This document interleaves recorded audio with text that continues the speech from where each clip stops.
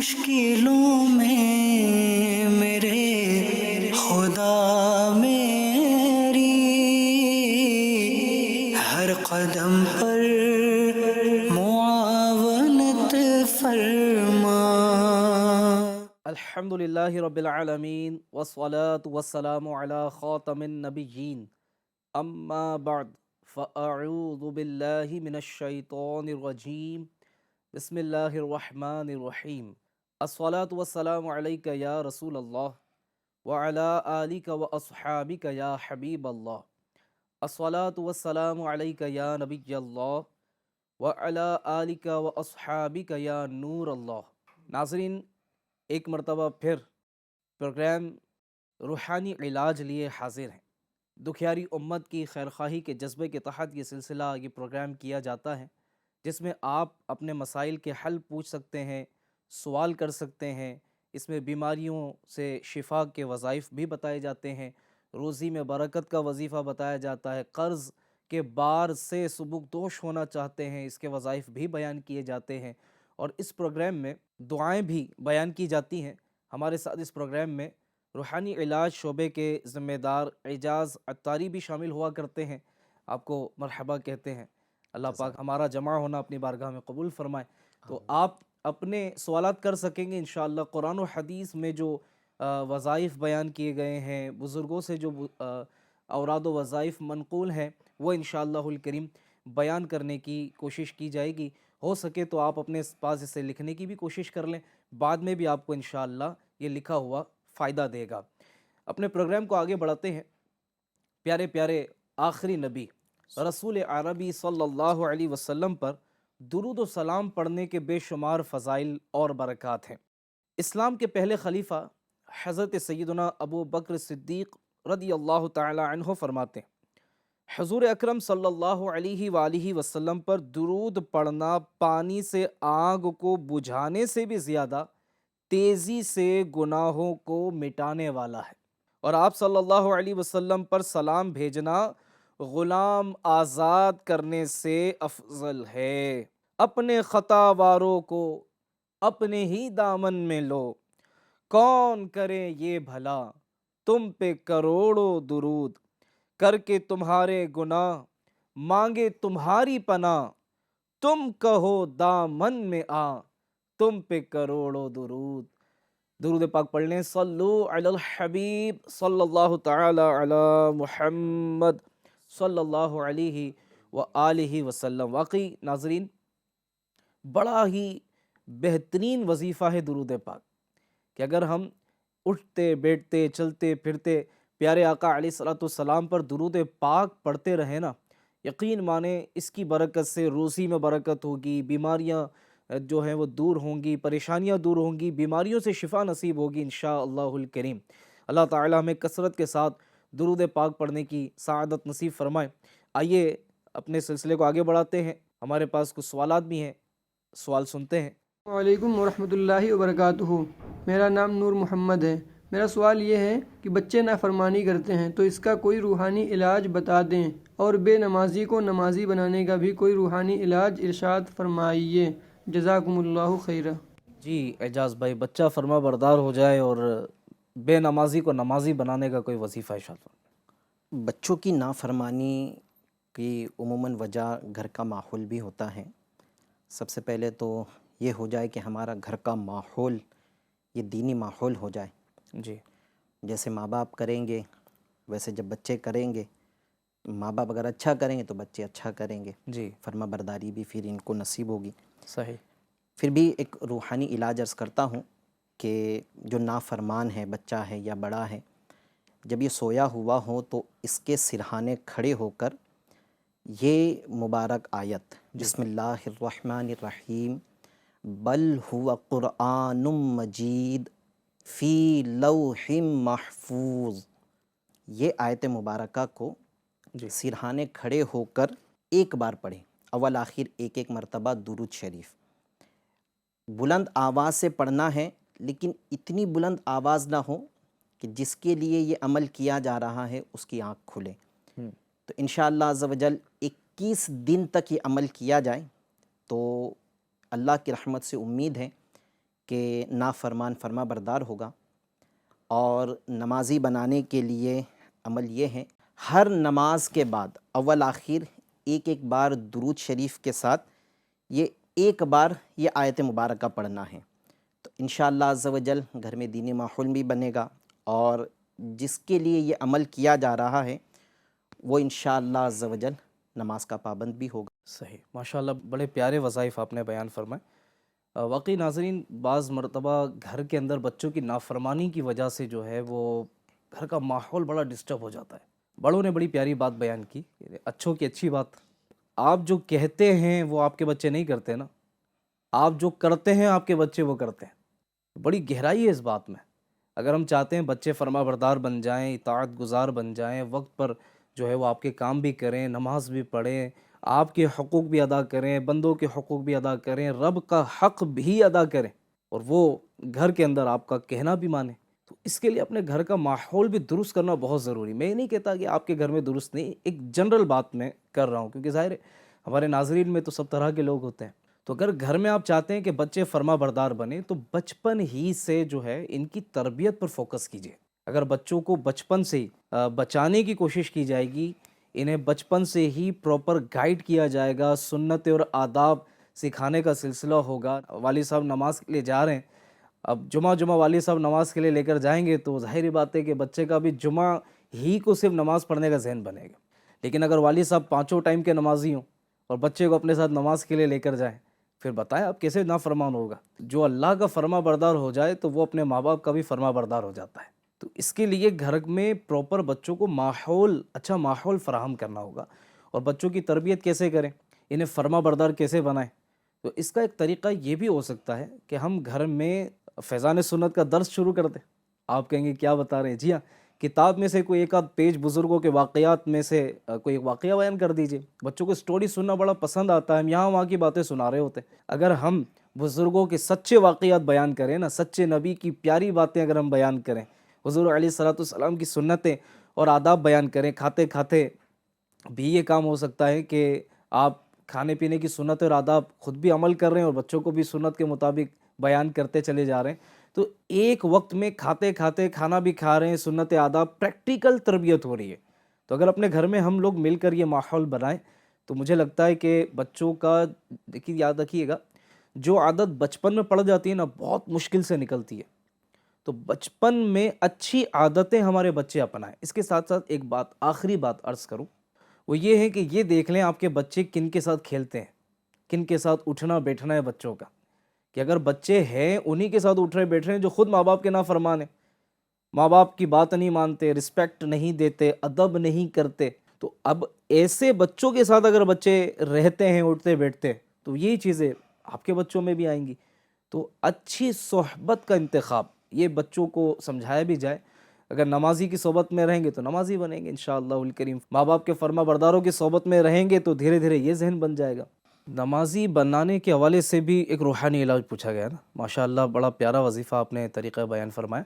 مجھے ایسا لگتا ہے ایک طریقہ یہ بھی ہونا چاہیے کہ گھر کے اندر بھی ہم نمازوں کا ماحول رکھیں، اور نماز کے لیے جاتے ہوئے دوسروں کو بھی نماز کی اگر دعوت دیتے ہوئے چلے جائیں تو اس کا ایک فائدہ یہ ہوگا کہ ہم بھی نماز کے پابند رہیں گے، اور کیونکہ ظاہر ہے جو دوسروں کو نیکی کی دعوت دے رہا ہوتا ہے اس کا اپنا بچنے کا ذہن بھی ہوتا ہے، جس عمل کی وہ ترغیب دلا رہا ہے اس پر عمل کا ذہن بن رہا ہوتا ہے، کسی گناہ سے روکتا ہے تو گناہ سے بچنے کا ذہن بن رہا ہوتا ہے۔ مجھے لگتا ہے ناظرین کہ ہمیں یہ بھی ایک کام شامل کرنا چاہیے اپنی روٹین میں کہ نماز کے لیے جا رہے ہیں، اپنے ساتھ کسی ایک کو نماز کے لیے لے جائیں، تو انشاءاللہ ہمیں بھی اس پر استقامت ملے گی، ہم بھی پابند ہو جائیں گے نماز کے، اور ہمارے ذریعے دوسروں کو بھی انشاءاللہ نماز کی ترغیب ملے گی، اس طرح نمازیوں کی تعداد بھی بڑھے گی، ہمیں بھی ثواب ملے گا۔ اللہ پاک ہمیں نمازوں کا پابند بھی بنائے اور ہمارے بچوں کو دین دار بنائے، ہمارا ماحول، ہمارے گھر کا ماحول اللہ کرے دینی ماحول بن جائے، آمین۔ آئیے سنتے ہیں اگلا سوال کیا ہے۔ السلام علیکم ورحمۃ اللہ، میرا نام محمد ارشد خان ہے۔ مجھے ایگزیما کا علاج جاننا تھا، اس کا کوئی روحانی علاج ہو تو آپ مجھے جواب عنایت فرما دیں، جزاک اللہ خیرہ۔ جی اعجاز بھائی، اس کا کوئی روحانی علاج اور وظائف بھی بتائیں۔ ایگزیما یہ ایک قسم کی بیماری ہے، جی۔ جلد کی بیماری، اسکن کی بیماری ہے۔ یہ خشک خارش جو ہوتی ہے جی یہ اگر طویل عرصہ رہیں تو پھر آگے جا کر یہ ایگزیما کی شکل اختیار کر لیتی ہیں، اور پھر اگر یہ ایگزیما کا بھی پراپر علاج نہ ہو اور یہ جاری رہے تو پھر اس میں پانی بھی بھر جاتا ہے اور پھر اس میں باقاعدہ چھالے بن جاتے ہیں اللہ اور زخم سے پھر خون بھی رسنے لگتا ہے۔ پھر یہ آگے ایگزیما سے اب ہو جاتی ہے انفیکٹڈ ایگزیما، تو جب خارش شروع ہو تو اسی وقت میں اس کا علاج کر لینا بہتر ہوتا ہے۔ جی اور اس کے لیے میرا تو مشورہ یہ بھی ہے کہ آپ کسی اچھے اسکن اسپیشلسٹ کو چیک اپ کروا لیں، ان سے پراپر علاج کریں۔ جی کچھ پرہیز بھی اس کے ہوتے ہیں، تو ایسی چیزوں سے جو ڈاکٹر پرہیز کہے وہ بھی پرہیز کرے۔ ساتھ میں اس کا ایک وظیفہ یہ ہے کہ اگر کسی کو خارش ہے، کسی بھی طرح کی خارش ہو، اس کے لیے وظیفہ یہ ہے کہ 3 دن تک بسم اللہ الرحمن الرحیم جی 100 مرتبہ یہ 3 دن کنٹینیو پڑھتے رہیں۔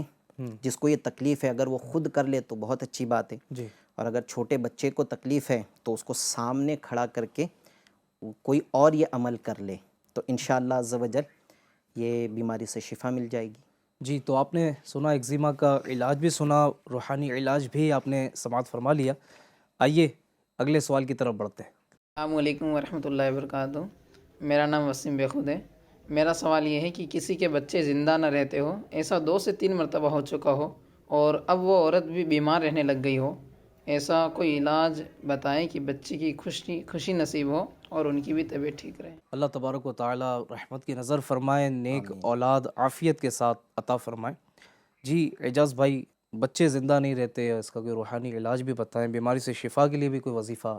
یقیناً اولاد کی فوتگی والدین کے لیے ایک بہت بڑے صدمے کا سبب بنتی ہیں، لیکن جن کے کچے بچے انتقال کر جاتے ہوں یا چھوٹی عمر میں بالغ ہونے سے پہلے انتقال کر جاتے ہوں، ان کی ڈھارس بندھانے کے لیے ایک بڑی پیاری روایت میں عرض کرتا ہوں۔ سبحان اللہ۔ چنانچہ بروز قیامت رب العزت جل جلالہ فرشتوں سے حکم فرمائے گا کہ مسلمانوں کے سب بچوں کو جنت میں داخل کر دو۔ سبحان اللہ، سبحان بچے جب جنت کی طرف جائیں گے اور جنت کے دروازے پر پہنچیں گے جی تو اس وقت وہ چیخ و پکار کریں گے۔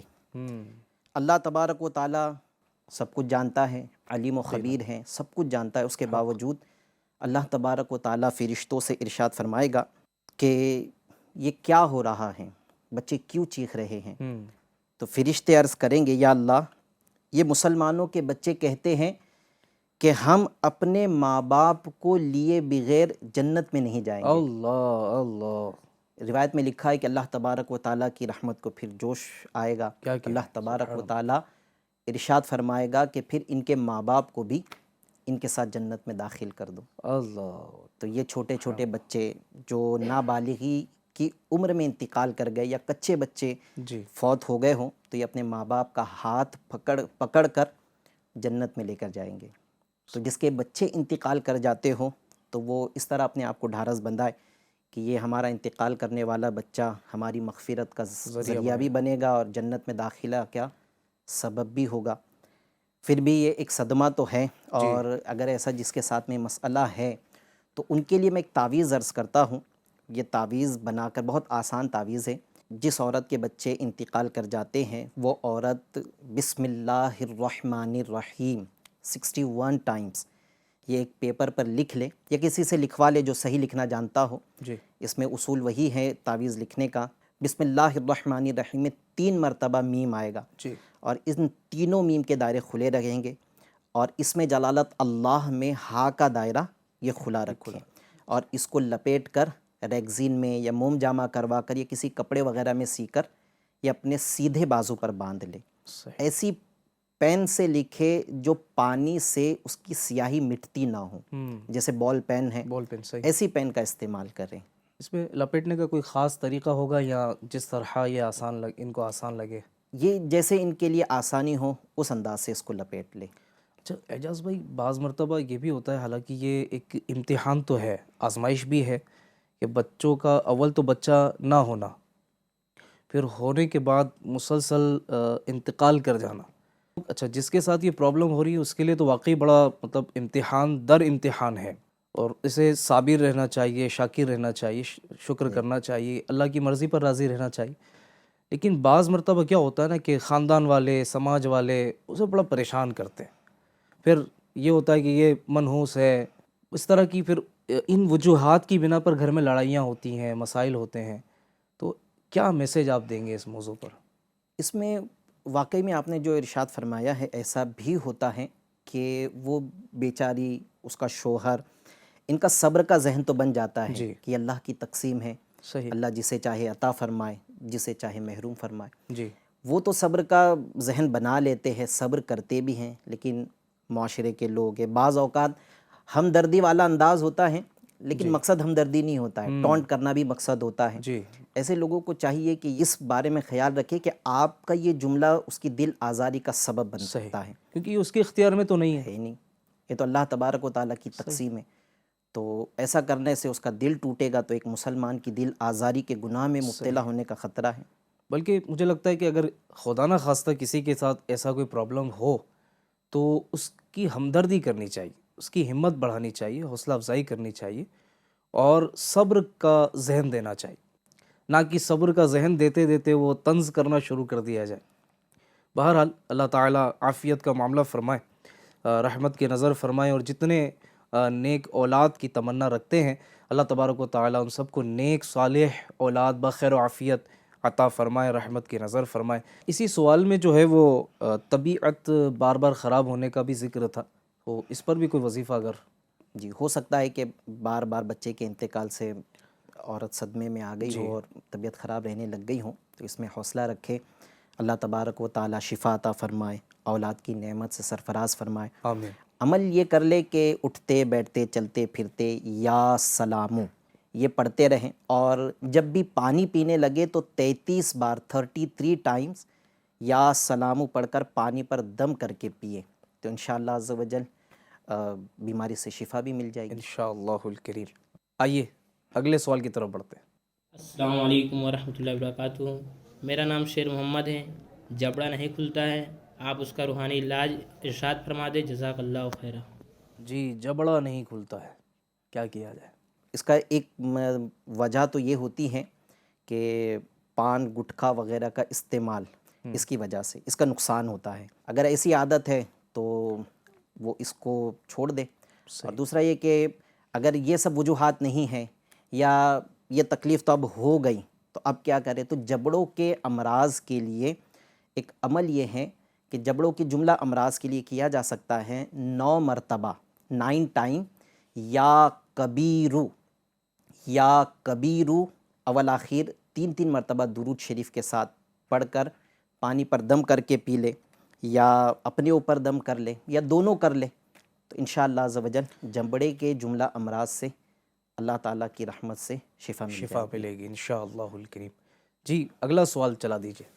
السلام علیکم ورحمۃ اللہ وبرکاتہ۔ میرا نام محمد طارق ہے۔ روحانی علاج سلسلے میں میرا سوال ہے کہ بواسیر کا روحانی علاج ارشاد فرمائیں، اور کاروبار کی تکلیف بھی رہتی ہے، اس کے لیے بھی روحانی علاج ارشاد فرمائیں۔ فائلز کی پرابلم ہے اور کاروبار میں بھی آزمائشیں ہیں، کوئی وظیفہ بتائیں۔